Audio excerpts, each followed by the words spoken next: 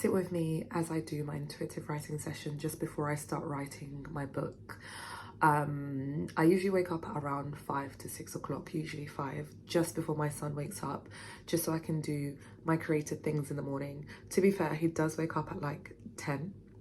But waking up this early gives me enough time to get into my momentum, because you know, when you're a creative, the ideas don't just flow instantly. Like, you need some time to warm up and build up.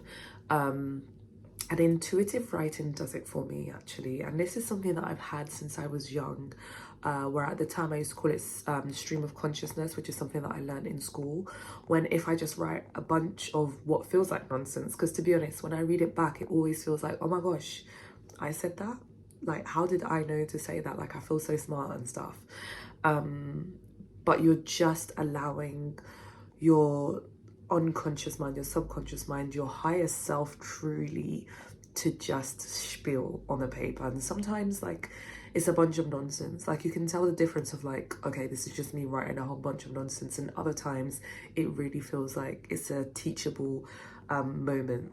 So I often like to start with my intuitive writing sessions, and this is helpful because it also strengthens my intuition, it strengthens my spiritual connection with myself, and therefore with my daughter too. It allows me to feel closer to her, to sense her when she's around me and things like that, which I know she's always around me, but I want to be able to feel that.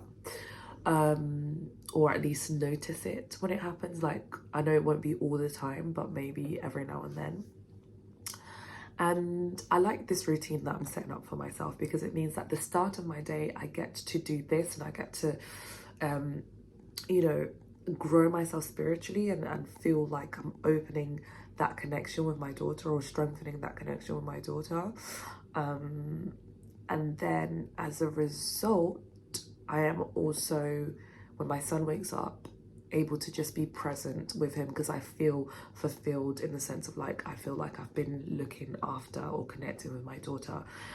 Obviously, most people probably will think like, what the hell is she talking about? But I think this is a kind of thing that happens when you are grieving a child, where you do feel like you want to feel connected to them in some ways, and writing is my way of doing that. And just like any other parent, like, you need to balance out your parenting with both your children, and this is my way of doing it. And yeah, it is what it is, and here we go.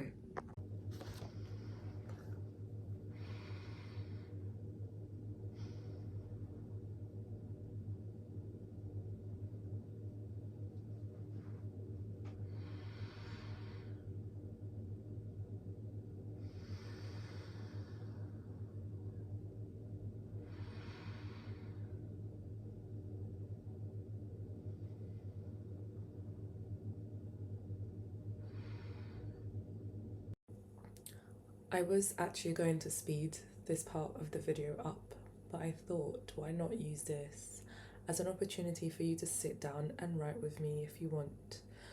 This will be a 10-minute writing session that I will be doing. Currently, I'm just meditating and thinking about if rain was washing through my crown chakra, and just cleansing my brain, my thoughts, feeling how that feels. It feels like a massage, actually, and how that's just opening myself up to being able to write without judgment, without second thoughts. So I will leave this moment for you and my past self to write together. If you need a writing partner, I know how cool that feels to have someone else writing together. And I'll put some meditative music on top as well.